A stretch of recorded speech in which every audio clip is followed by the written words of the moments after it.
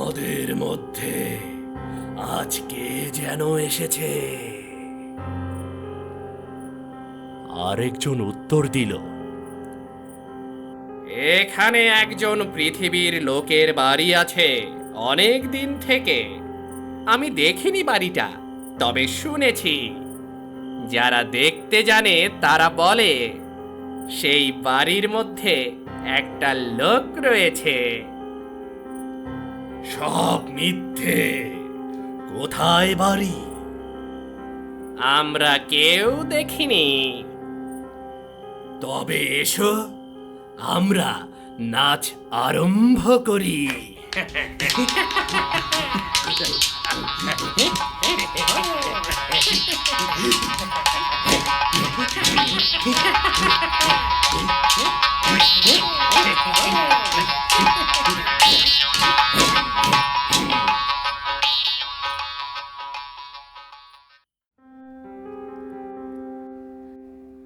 মায়া এমন এক জিনিস যার টানে মানুষ অসাধ্য সাধন করতে পারে, এমনকি তুচ্ছ করতে পারে গোটা পৃথিবীকে।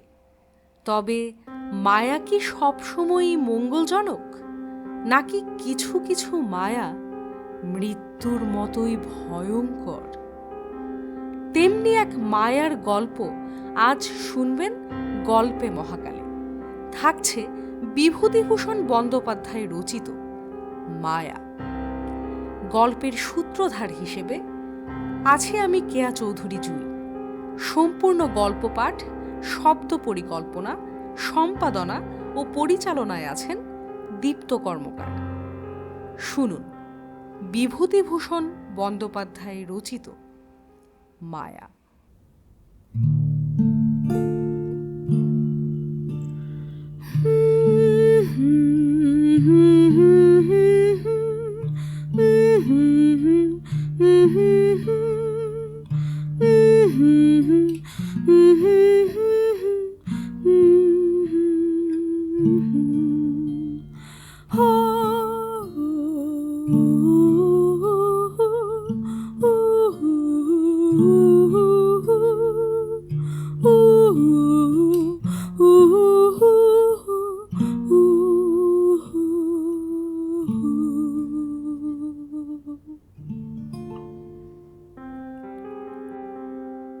বছর আগের কথা বলি, এখনো অল্প অল্প যেন মনে পড়ে, সব ভুল হয়ে যায়। বগুলা থেকে রাস্তা চলে গেল সিধরানির দিকে। চলি সেই রাস্তা ধরেই। রাধুনী বামুনের চাকুরিটুকু ছিল অনেক দিনের, আজ তাও গেল। যাক, তাতে কোনো দুঃখ নেই।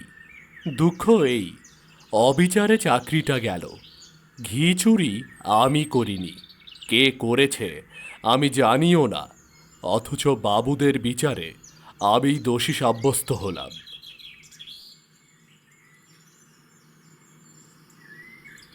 শান্তিপাড়া, সর্ষে, বেজেরডাঙ্গা পার হতে বেলা দুপুর ঘুরে গেল। খিদেও বেশ পেয়েছে, জোয়ান বয়স, হাতে সামান্য কিছু পয়সা থাকলেও দোকানে পর্যন্ত এসব অজপাড়া গায়ে চোখে পড়ল না। রাস্তার এক জায়গায় ভারী চমৎকার একটা পুকুর। স্নান করতে আমি চিরকালই ভালোবাসি। পুকুরের ভাঙা ঘাটে কাপড় নামিয়ে রেখে জলে নামলাম। জলে অনেক পানা শ্যাওলা, সেগুলো সরিয়ে পরিষ্কার জলে প্রাণ ভরে ডুব দিলাম। বৈশাখের শেষ, গরমও বেশ পড়েছে। স্নান করে সত্যিই ভারী তৃপ্তি হলো। পুকুরের ধারে একটা তেঁতুল গাছের ডালে ভিজে কাপড় রোদে দিলাম। শরীর ঠান্ডা হলো, কিন্তু পেট সমানে জ্বলছে। এ সময় কোনো বনের ফল নেই, চোখে তো পড়ে না, যেদিকেই চাই না কেন। এমন সময় একজন বুড়ো লোক পুকুরটাতে নাইতে আসছে দেখা গেল। আমাকে দেখে বলল, বাড়ি কোথায়? আমি গরিব ব্রাহ্মণ, চাকরি খুঁজে বেড়াচ্ছি। আপাতত বড় খিদে পেয়েছে, খাবো কোথায়? আপনি কি সন্ধান দিতে পারবেন? রোশো, নেই, সব ঠিক করে দিচ্ছি তোমার, একটু বসো।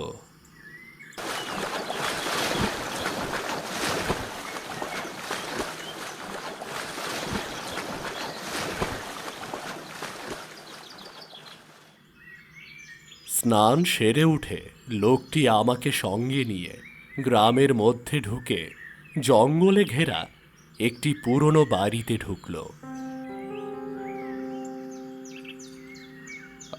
আমার নাম নিবারণ চক্রবর্তী। এ বাড়ি আমার, কিন্তু আমি এখানে থাকি নে। কলকাতায় আমার ছেলেরা ব্যবসা করে, শ্যামবাজারে ওদের বাসা। এত বড় বাড়ি পড়ে আছে, আর সেখানে মাত্র 3খানা ঘরে আমরা থাকি। কি কষ্ট বলো দেখিনি। আমি মাসে মাসে একবার আসি, বাড়ি দেখাশোনা করি। ছেলেরা আসে না, ম্যালেরিয়ার ভয়ে আসতে চায় না। মস্ত বড় বাগান আছে বাড়ির পেছনে, তাতে সব রকম ফলের গাছ আছে। 12 ভূতে খায় সব। তুমি কি এখানে থাকতে পারবে? থাকতে পারি। আচ্ছা, কি কাজ করতে? রাঁধুনির কাজ করতাম। যে কদিন এখানে আছি, সে কদিন এখানে রাঁধো, দুজনে খাই, কেমন? হ্যাঁ, খুব ভালো হয়। আমি রাজি হয়ে যেতে লোকটা হঠাৎ যেন ভারী খুশি হলো। আমার খাওয়ার ব্যবস্থা করে দিল তক্ষুনি। খাওয়া দাওয়ার পরে আমাকে একটা পুরনো মাদুর আর একটা মোটা তাকিয়া বালিশ দিয়ে বলল, বিশ্রাম করো। পথ হেঁটে বড় ক্লান্ত হয়ে পড়েছিলাম। ঘুমিয়ে যখন উঠলাম, বেলা তখন নেই। রাঙা রোদ বড় বড় গাছপালার উঁচু ডালে। এরই মধ্যে বাড়ির পেছনের জঙ্গলে শেয়ালের ডাক শুরু হলো।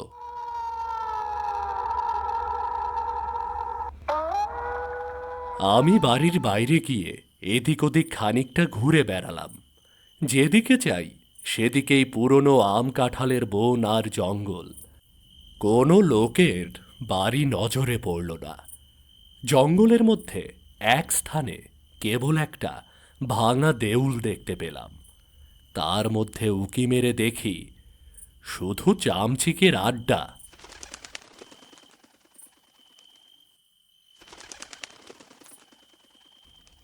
ফিরে এসে দেখি বুড়ো নিবারণ চক্রবর্তী বসে তামাক খাচ্ছে।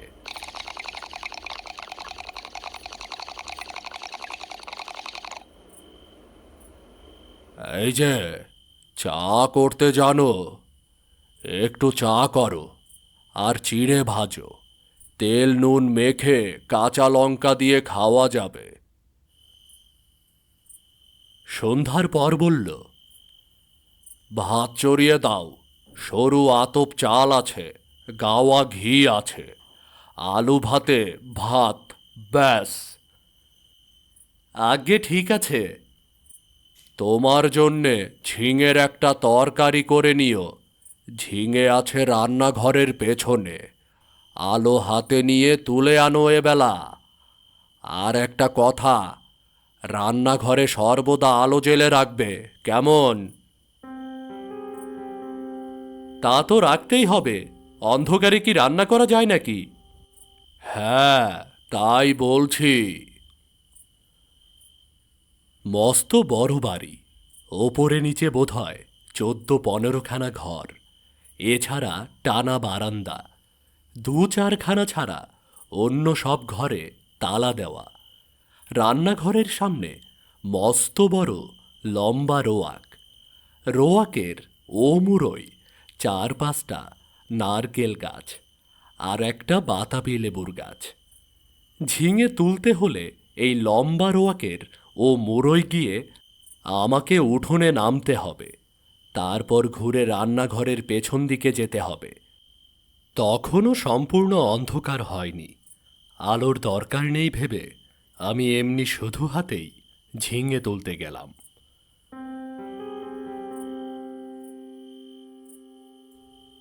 বাবা, কি আগাছার জঙ্গল এই রান্নাঘরের পেছনে!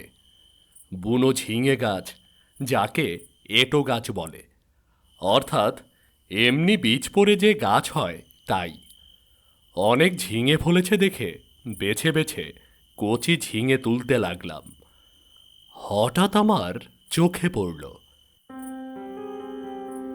একটি বউ মতো কে যেন মেয়ে ছেলে আমার সামনাসামনি হাত দশেক দূরে ঝোপের মধ্যে নিচু হয়ে আধ ঘোমটা দিয়ে আমারই মতো ঝিঙে তুলছে। দুবার আমি চেয়ে চেয়ে দেখলাম, তারপর পেছন ফিরে 7-8টা কচি ঝিঙে তুলে নিয়ে চলে আসবার সময় আরেকবার চেয়ে দেখলাম, দেখি বউটি তখনও ঝিঙে তুলছে।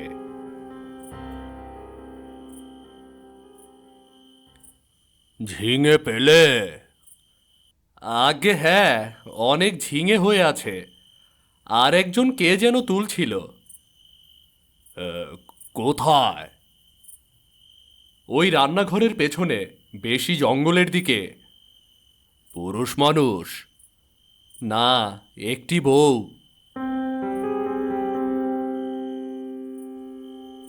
নিবারণ চক্রবর্তীর মুখ যেন কেমন হয়ে গেল। কোথায় বউ? চলো দেখি। যাই, চলো। আমি ওকে সঙ্গে করে রান্নাঘরের পেছনে দেখতে গিয়ে দেখি কিছুই নেই। কই বউ? এই তো, এখানেই তো ছিল, ওই ঝোপটার কাছে। যত সব! চলো চলো, দিন দুপুরে বউ দেখলে, তাই না? আমি একটু আশ্চর্য হলাম।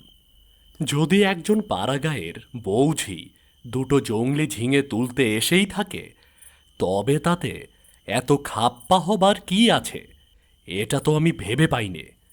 তাছাড়া আজ না হয় উনি এখানে আছেন, কাল যখন কলকাতায় চলে যাবেন তখন বুনো ঝিঙে কে চৌকি দেবে?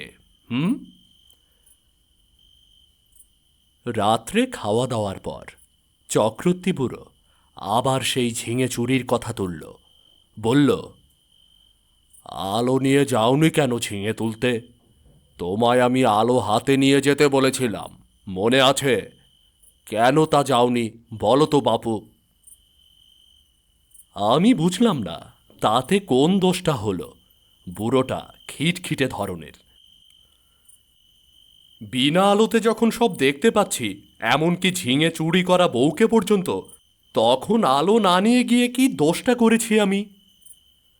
না না, সন্ধ্যার পর সর্বদা আলো কাছে রাখবে, এই বলে দিলাম। কেন? আচ্ছা, তোমার বয়স কত? 37-38 হবে। অনেক কম বয়স আমার চেয়ে। আমার এই হলো 63। যা বলি কান পেতে শোনো। আজ্ঞে, নিশ্চয়ই। রাত্রে শুয়ে আছি, ওপরের ঘরে কিসের যেন ঘট ঘট শব্দ শুনে ঘুম ভেঙে গেল। জিনিসপত্র টানাটানির শব্দ। কে বা কারা যেন বাক্স বিছানা এখান থেকে ওখানে সরাচ্ছে, ভারী জিনিস সরাচ্ছে। বুড়ো কাল সকালে চলে যাবে কলকাতায়, তাই বোধহয় জিনিসপত্র গোছাচ্ছে। কিন্তু এত রাত্রিরে! বাবা, কি বাতিগ্রস্ত মানুষ রে বাবা!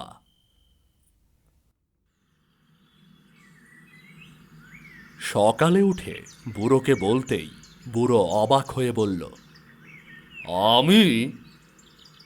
হ্যাঁ, অনেক রাতে। ঠিক ঠিক। আমাকে বললেই হতো, আমি গুছিয়ে দিতাম। চক্রবর্তী বুড়ো আর কিছু না বলে চুপ করে গেল। বেলা 9টার মধ্যে আমি ডাল ভাত আর ঝিঙে ভাজা রান্না করলাম। খেয়ে দেয়ে পোটলা বেঁধে সে রওনা হলো কলকাতায়। যাবার সময় বারবার বলে গেল, নিজের ঘরের লোকের মতো থেকো ঠাকুর। পেয়ারা আছে, আম কাঁঠাল আছে, উৎকৃষ্ট পেঁপে আছে। তরি তরকারি পোতো, আমার খাস জমি পড়ে আছে 3 বিঘে, ভদ্রাসন হলো 1.5 বিঘের ওপর। লোক অভাবে জঙ্গল হয়ে পড়ে আছে।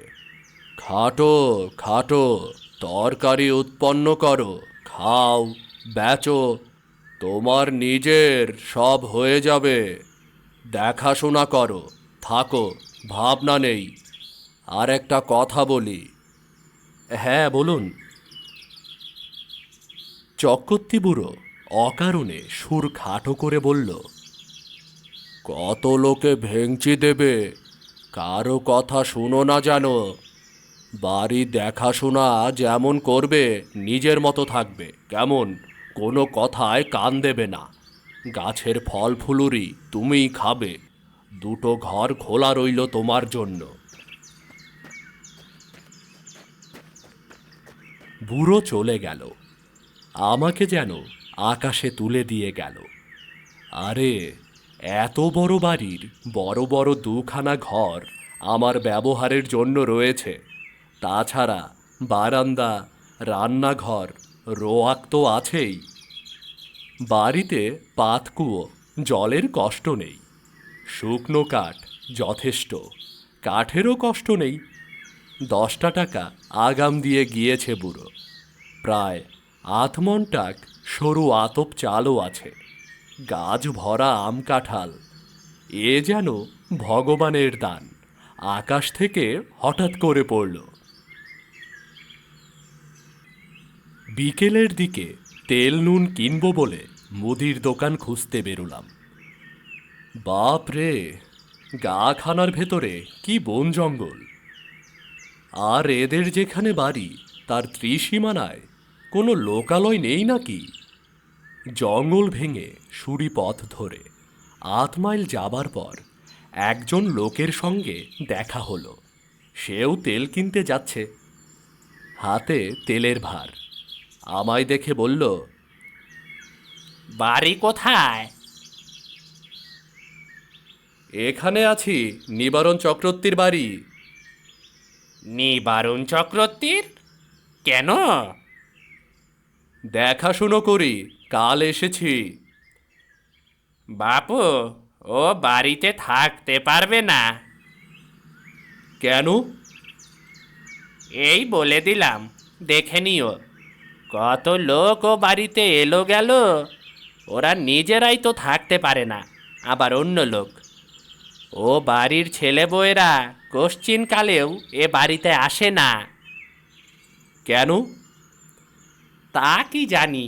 ও বড় ভয়ানক বাড়ি, তুমি বিদেশি লোক, খুব সাবধান। আর কিছু না বলে লোকটা চলে গেল। আমি দোকান খুঁজে জিনিস কিনে বাড়ি ফিরলাম।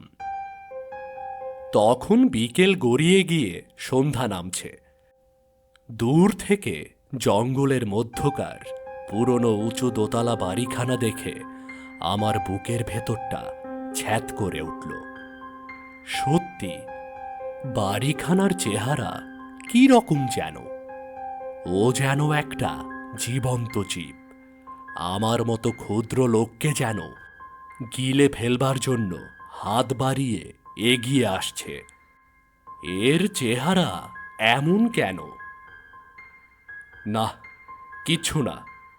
লোকটা আমার মন খারাপ করার জন্যই দায়ী। আমি যখন তেল নুন কিনতে যাই তখন আমার মনে দিব্যি ফুর্তি ছিল। হঠাৎ এমন হওয়ার কারণ হচ্ছে ওই লোকটার ভয় দেখানো কথাবার্তা। গায়ে পড়ে অত হিত করবার দরকার কি ছিল বাপু তোমার? চক্রবর্তী বুড়ো তো বলেই গিয়েছে, কত লোক কত কথা বলবে, কারো কথায় কান দিও না। গাছপালার ফল ফুলরি গায়ের লোক চুরি করে খায় কি না? বাড়িতে একজন পাহারাদার বসালে লুটপাট করে খাওয়ায় ব্যাঘাত হয়, সেজন্যেই ভয় দেখানো। যেমন ওই বউটি কাল সন্ধ্যাবেলা ঝিঙে চুরি করছিল। অনেকদিন এমন আরামে থাকিনি। বিনা খাটুনিতে পয়সা রোজগারের এমন সুযোগ জীবনে কখনো ঘটেনি। নিজের জন্য শুধু দুটো রান্না, এই তো মিটে গেল কাজ। সকাল সকাল রান্না সেরে নিচের বড় রোয়াকে বসে আপন মনে গান গাইতে লাগলাম। এবার তোর মরা গাঙে বান এসেছে, জয় মা বলে ভাষা তোরি। এবার তোর মরা গাঙে বান এসেছে, জয় মা বলে লা লা লা লা।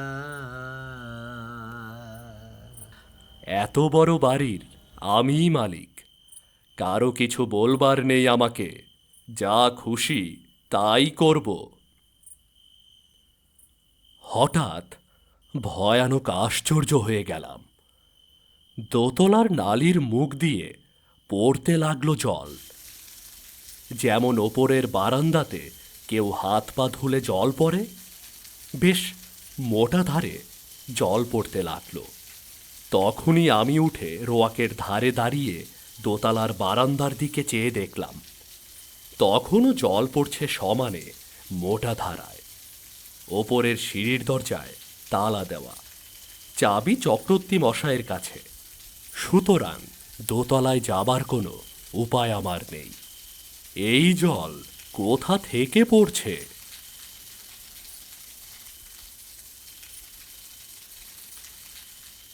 মিনিট 10 পরার পর জলের ধারা বন্ধ হয়ে গেল। আমার মনে হলো চক্রবর্তী মশাই বোধহয় কোনো কলসি বা ঘরাতে জল রেখে দিয়েছিলেন ওপরের বারান্দাতে। সেই কলসি কিভাবে উল্টে পড়ে গিয়ে থাকবে হয়তো। নিশ্চয়ই তাই হয়েছে, তাছাড়া জল আসবে কোথা থেকে? একটু পরে গিয়ে শুয়ে পড়লাম।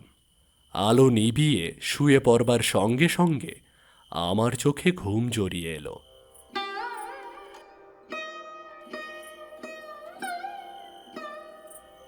অনেক রাত্রে একবার ঘুম ভেঙে গেল। জানালা দিয়ে সুন্দর জ্যোৎস্না এসে পড়ছে বিছানায়। কি একটা ফুলের গন্ধ আসছে, বেশ সুবাস ফুলের। কি ফুল? ঘুমের ঘোরেই ভাবছি এমন কোনো সুগন্ধওয়ালা ফুল তো বাড়ির কাছাকাছি দেখিনি আমি। তড়াক করে লাফিয়ে উঠলাম। ও কি! জানলার সামনে দিয়ে একটি বউ চলে গেল রোয়াক বেয়ে। হ্যাঁ, স্পষ্ট দেখেছি, ভুল হবার নয়। আমি তক্ষুনি উঠে দরজা খুলে রোয়াকে গিয়ে দাঁড়ালাম। রোয়াকে দাঁড়াতে দুটি জিনিস আমার কাছে স্পষ্ট হলো। প্রথম, সেই ফুলের সুবাসটা রোয়াকে অনেকখানি ঘন। ওই বউটি যেন এই সুবাস ছড়িয়ে দিয়ে গেল এই কতক্ষণে। না, এ কোনো ফুলের সুবাস নয়। এ কিসের সুবাস তা আমার মাথায় আসছে না। কেমন একরকম যেন লাগছে আমার, একরকম নেশার মতো। কেন আমি বাইরে এসেছি? ও ও বউটি রোয়াক বেয়ে খানিক আগে চলে গিয়েছিল, সেই ছড়িয়ে গিয়েছে এই তীব্র সুবাস। কিন্তু কোনো দিকেই সে নেই। গেল কোথায়? সে রাত্রে সেই পর্যন্ত। কতক্ষণ পরে ঘরে এসে শুয়ে ঘুমিয়ে পড়লাম।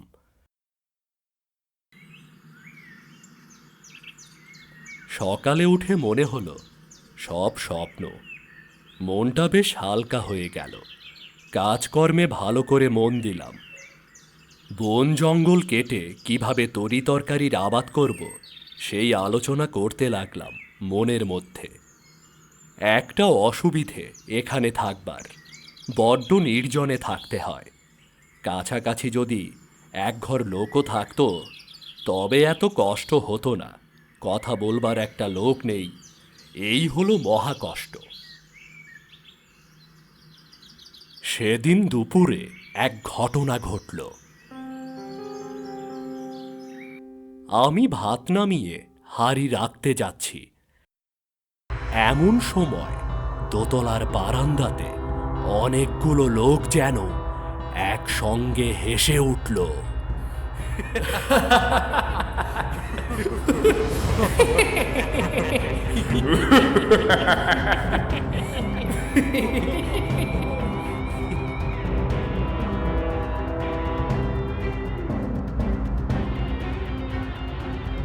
সে কি ভীষণ অট্টহাসি! আমার গা যেন দোল দিয়ে উঠল সে হাসি শুনে। শুধু খিল খিল করে হাসি নয়, খল খল করে হাসি। আকাশ বাতাস থমথমিয়ে উঠল সেই হাসির শব্দে। ভাত ফেলে রেখে দৌড়ে গেলাম। রোয়াকে গিয়ে ওপরের দিকে দেখি, কিছুই না। নিচের জানালা যেমন বন্ধ, ওপরের ঘরের সারবন্দি জানালা তেমনই বন্ধ। হাসির লহর তখন নিশ্চুপ হয়ে গিয়েছে। ব্যাপার কি? কোনো বদমাইশ লোকের দল ওপরে আড্ডা বেঁধেছে। ওপরের সিঁড়ির মুখে গিয়ে দেখি দরজায় তেমনই কুলুপ ঝুলছে। আমার ভয় হয়নি, কেননা দিনমান, চারদিকে সূর্যের আলো। এ সময়ে মনের মধ্যে কোনো ভূতের সংস্কার থাকে না। এই হাসি যদি আমি রাত্রে শুনতাম তবে বোধহয় ভয়ে অজ্ঞান হয়ে যেতাম। চাবি দিয়ে দাঁত খুলতে হতো। রান্নাঘরে ফিরে এসে ভাতের ফ্যান গেলে ঝিঙের তরকারি চাপিয়ে দেই। প্রচুর ঝিঙে জঙ্গলে ফলেছে, যত ইচ্ছে তুলে নিয়ে খাও। আমারই বাড়ি, আমারই ঝিঙে লতা। বাড়ির মালিক হওয়ায় যে একটা মাদকতা আছে তা কাল থেকে বুঝছি আমি। আমার মতো গরিব বামুনের জীবনে এমন জিনিস এই প্রথম। কান পেতে রইলাম ওপরের ঘরের কোনো শব্দ আসে কিনা সেটা শুনতে। সূচ পড়বার শব্দও পেলাম না। খেয়ে দেয়ে নিজের মনে বিছানায় গিয়ে শুয়ে ঘুমিয়ে পড়েছি। ঘুমের ঘোরে শুনছি ঘরের মধ্যে অনেক লোক কথাবার্তা বলছে, হাসছে। কি বললি সেটা? সেটা মোটেও নয়, মোটেও দেখে। তোর কেমন হয়েছিল?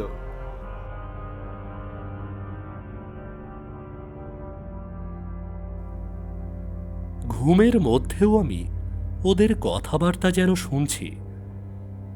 যেমন কোনো বিয়ে বাড়িতে ঘর ভর্তি লোকের মধ্যে ঘুমিয়ে পড়লে লোকজনের গলার শব্দ ঘুমের মধ্যেও পাওয়া যায়। হয়তো সবটাই আমার মনের ভুল। সেই যে ভাব হয়েছিল হাসি শুনে, তারই ফল। এরপর 9 দিন আর কিছুই ঘটেনি। মানুষের মনের অভ্যাস অপ্রীতিকর জিনিসগুলো তাড়াতাড়ি দিব্যি ভুলে যেতে চায়, পারেও ভুলে যেতে।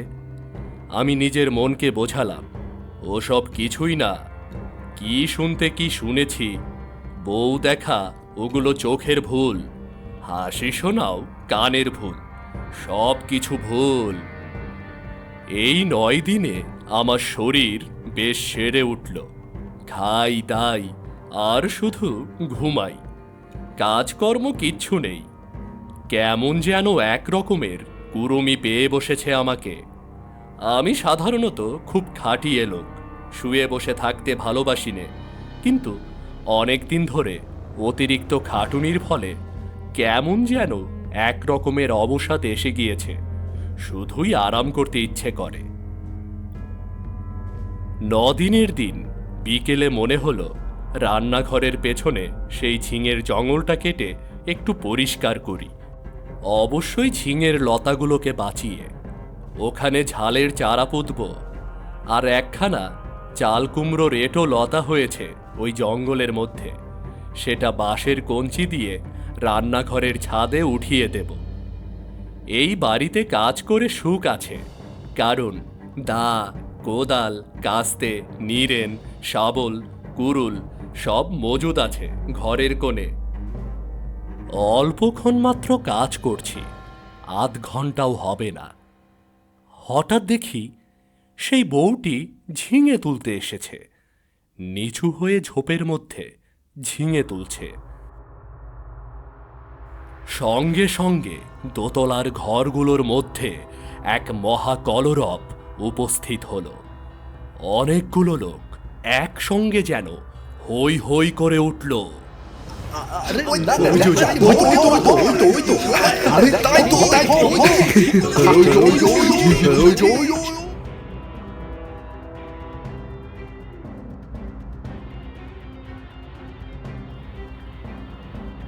সব দরজা জানলা যেন একটা ঝড়ের ঝাপট লেগে একসঙ্গে খুলে গেল।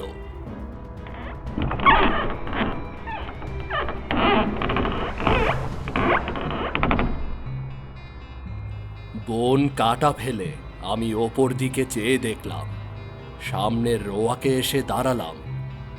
কই, একটা দরজা জানালার কপাটও তো খোলেনি দোতলার, যেমন তেমনই আছে। ব্যাপার কি? বাড়িটার মৃগী রোগ আছে নাকি? মাঝে মাঝে এমন বিকট চিৎকার করে ওঠে কেন? এবার তো ভুল হবার কোনো কথা নয়। সম্পূর্ণ সুস্থ মনে কাজ করতে করতে এ চিৎকার আমি শুনেছি, এই মাত্রই শুনেছি। এখন আবার চারদিকে নিঃশব্দ, কোনো দিকে কোনো শব্দ নেই। সেই বউটি আবার ঝিঙে তুলতে এসেছে এই গোলমালের মধ্যে। দৌড়ে গেলাম রান্নাঘরের পেছনে, সেখানেও কেউ নেই। সেদিন রাত্রে এক ঘটনা ঘটল, ভারী মজার ঘটনা বটে। খেয়ে দেয়ে সবে শুয়েছি, সামান্য তনরা এসেছে। এমন সময় কিসের শব্দে তনরা ছুটে গেল। চেয়ে দেখি আমার বিছানার চারিপাশে অনেক লোক জড়ো হয়েছে। তাদের সবারই মাথায় লাল পাগড়ি, হাতে ছোট ছোট লাঠি। আশ্চর্যের বিষয়, সকলেরই মুখ দেখতে একই রকম। একই লোক যেন 50টি হয়েছে। একই রকম মনে হয় প্রথমটা। বহু আরশিতে যেন একটা মুখই দেখছি। কে যেন বলে উঠল, আমাদের মধ্যে আজ কে যেন এসেছে। আরেকজন উত্তর দিল, এখানে একজন পৃথিবীর লোকের বাড়ি আছে অনেক দিন থেকে। আমি দেখিনি বাড়িটা, তবে শুনেছি। যারা দেখতে জানে তারা বলে সেই বাড়ির মধ্যে একটা লোক রয়েছে। সব মিথ্যে। কোথায় বাড়ি? আমরা কেউ দেখিনি। তবে এসো, আমরা নাচ আরম্ভ করি।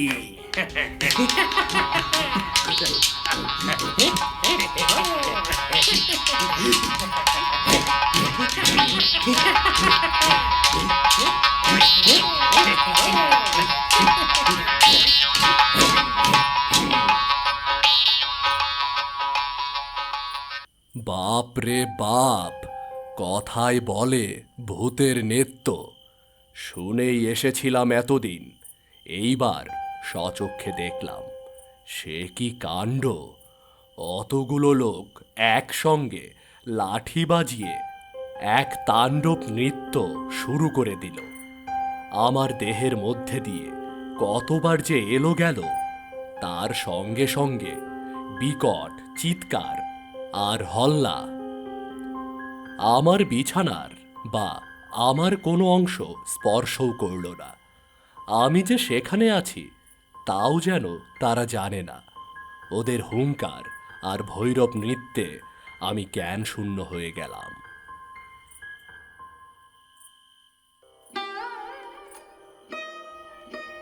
যখন জ্ঞান হলো তখন শেষ রাত্রের জ্যোৎস্না খোলা জানলা দিয়ে এসে বিছানায় পড়েছে। সেই ফুলের অতি মৃদু সুবাস ঘরের ঠান্ডা বাতাসে। আমি আধ অচেতনভাবে জানালার বাইরের জ্যোৎস্না মাখা গাছপালার দিকে চেয়ে রইলাম। বলতে পারবো না কতক্ষণ পরে যেন ভোর হয়ে গেল। বিছানা ছেড়ে উঠে দেখি ঘুমের কোনো ব্যাঘাত হয়নি। সুনিদ্রা হলে শরীর যেমন ঝরঝরে হয়, সুস্থ হয়, তেমনই বোধ করছি। তবে সে ভূতের নাচ কে দেখেছিল? সে নাচ কি তবে ভুল? খেয়ে দেয়ে পরম আরামে শুয়ে ঘুমিয়ে পড়ে স্বপ্ন কি দেখেছি নাকি? তাই যদি হয় তবে এই শেষ রাতের ঠান্ডা বাতাসে যে ফুলের সুবাস পেয়েছি তা কোথা থেকে এলো? সেই বউটি যখন চলাফেরা করে তখনই অমন সুবাস ছড়ায় বাতাসে। সুবাসটা ভুল হতে পারে না। এখনো সে গন্ধ আমার নাকে লেগে রয়েছে। কোনো অজানা বুনো ফুলের সুবাস হয়তো। তাই হবে।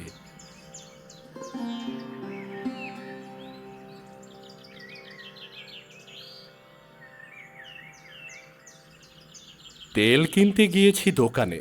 দোকানি বলল, কি রকম আছো হে বাপু? বলি কিছু দেখেছো নাকি? না। শুনেছো কিছু? না।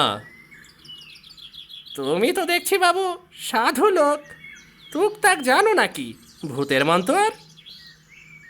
তেল দাও, চলে যাই। ওসব বাজে কথা।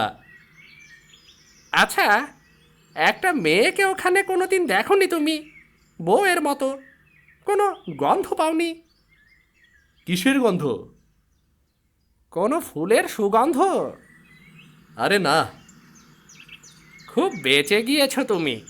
তোমার আগে যারা থাকতো ওখানে তারা সবাই একটি বউকে দেখতো ওখানে।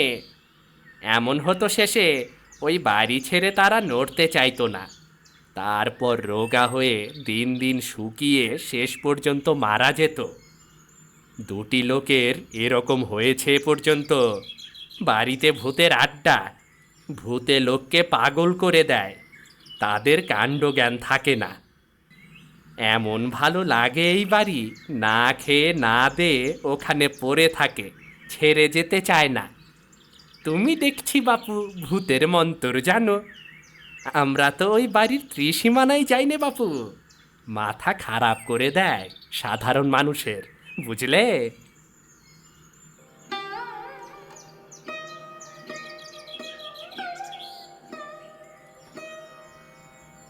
তেল নিয়ে চলে এলাম। ভাবতে ভাবতে এলাম, মাথা খারাপ হওয়ার সূত্রপাত আমারও হলো নাকি? বাড়ির সীমানায় পা না দিতেই আমারও মনে হলো, না, সব ভুল। পরম সুখে আছি। এ ছেড়ে কোথায় যাব? বেশ আছি, খাসা আছি, তোফা খাসা আছি। সেই থেকে আজ 2 বছর পরে আছি এ বাড়িতে। চক্রবর্তী মশাই মাইনে টাইনে কিছুই দেয় না। তাতে আমার কিচ্ছু যায় আসে না। বাড়ি দেখাশুনো করি, বেগুন কলা বেচি, দিনরাত ওদের নৃত্য দেখি, ওদের মধ্যেও বাস করি। এক পাও যাইনে বাড়ি ছেড়ে।